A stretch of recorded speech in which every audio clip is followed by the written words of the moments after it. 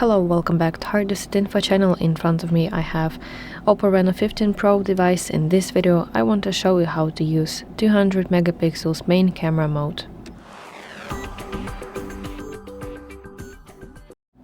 Let's open camera on your device and you want to scroll through those options to find more.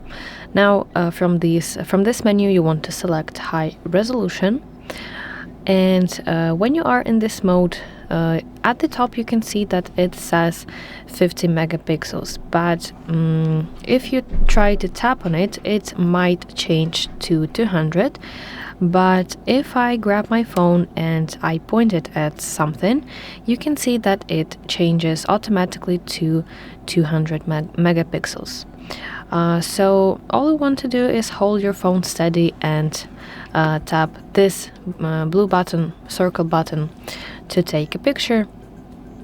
And additionally, when you take this picture, because of big file size, it may take a second longer to process your photo. So that's it. Thank you for watching. If you find this video helpful, please like it and subscribe to our channel to see more content like this.